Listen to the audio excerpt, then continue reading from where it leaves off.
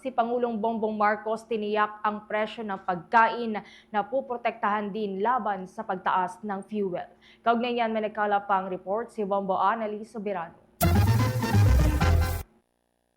Tiniyak ni Pangulong Ferdinand Marcos Jr. na gumagawa ng mga hakbang ang pamahalaan upang hindi magresulta sa pagmahal ng pagkain ang patuloy na pagtaas ng presyo ng mga produktong petrolyo sa bansa sa pamamagitan ng programang Uplift o Unified Project for Low-Income Families and Targeted Support. Sinabi ng Pangulo na maagang kumikilos ang administrasyon upang mapanatiling abot kaya ang presyo ng bigas at matiyak na sapat ang supply nito sa merkado. Sinisiguro ng Pangulo na ang pagtaas ng presyo ng langis ay hindi magiging dahilan ng pagtaas din ng presyo ng mga pagkain. Layunin din ng hakbang na ito na protektahan ang budget at pang-araw-araw na gastusin ng bawat pamilyang Pilipino mula sa epekto ng inflation.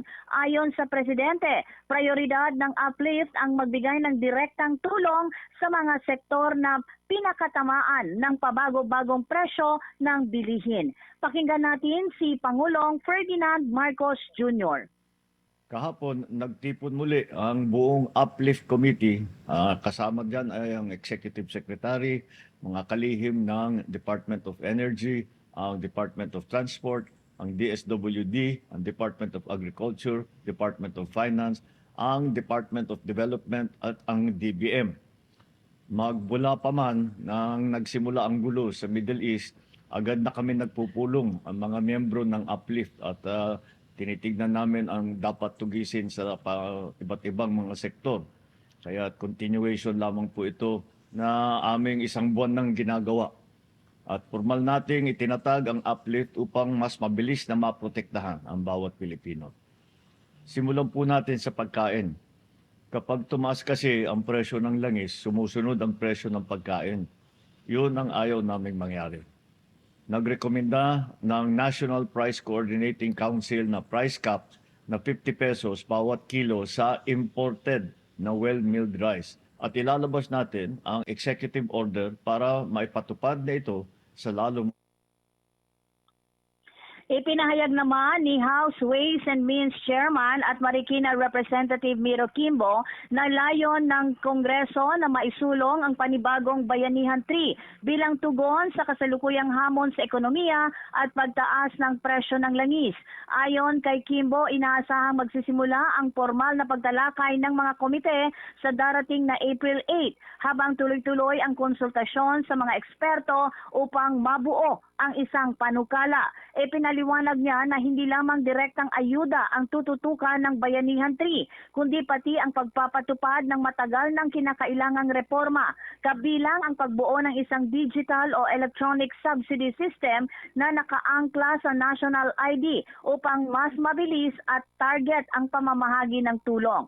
Binigyang diin din ng mambabatas ang pangangailangang tukuyin ang mga sektor at industriyang lubhang apektado ng krisis at maghanap ng pondo mula sa mga windfall gaya ng pagtaas ng VAT collection at kita mula sa mga foreign reserves. Dagdag pa ni Kimbo, mahalaga ring palakasin ang kakayahan ng bansa na makabangon sa krisis sa pamamagitan ng pagpapaunlad ng alternatibong enerhiya tulad ng solar, geothermal at natural gas, gayon din ang pagpapatatag ng pambansang reserba ng petrolyo. Pakinggan natin si House Ways and Means Chairman at Marikina Representative Miro Kimbo. Pero ako, in reality, this is Bayanihan 3. So if there's a key objective here is for Congress to hammer out Bayanihan 3. Nagkaroon tayo ng 1 and 2, di ba? But ito, Bayanihan 3 talaga. But like I said, we are set to meet already on April, let me check the date para sigurado ako. So we're going to work throughout the break. So even as we speak now, nagzo-Zoom meeting kami with technical people, and then the first formal meeting read nung committee is of the large committee is on April 8th. So ako personally, ang vision ko dito is that we are going to pass Bayanihan 3. But unlike past Bayanihans, it's not just going to be a way to target direct subsidies to those who are in need. Samantala, sinabi rin ni Kimbo na pinag-aaralan pa rin ng Kongreso ang posibleng pagtanggal o pag-adjust ng VAT sa petrolyo, ngunit aminado siyang komplikado ito dahil ipinapasa ang buwis sa mga mamimili. Kaugnay ng pangamba sa pagtaas ng presyo ng bilihin, binanggit ni Kimbo ang mungkahing isama ang produktong petrolyo sa listahan ng basic necessities at prime commodities upang mas mapalakas ang monitoring at regulasyon. Ayon pa kay Kimbo, mahalaga ito upang mabigyan ng sapat na kapangyarihan ang Department of Trade and Industry at mga lokal na pamahalaan na bantayan at pigilan ang posibleng pang-aabuso sa presyo ng langis. Dagdag pa ni Kimbo, isa ito sa mga panukalang maaring mabilis na maisabatas upang maprotektahan ang mga mamimili laban sa biglaang pagtaas ng presyo. Muli si Marikina Representative Miro Kimbo. Ang CNDA natin, if I'm not mistaken, is around mga first week of June ang adjournment pa natin, no? So, we have more than enough time, I think, to be able to do that kasi marami na existing legislation Marami na existing policies that require legislation at dun kami, that's where we come in, no? As far as the executive is concerned. Kung saan ba kami makakatulong para mas maka-respond sila better, more efficiently at mas mabilis pagdating sa ganitong klaseng crisis. Ang sabi ni Speaker is, let's stop the finger pointing, let's stop the blaming, let's find solutions to this problem. That's what Congress is going to do.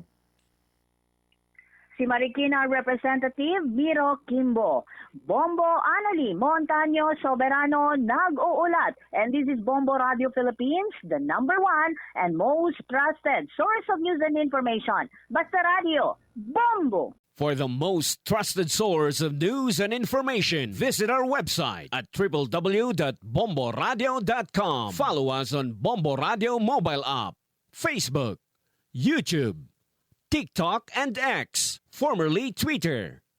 Like, share, and stay connected. Anytime, anywhere.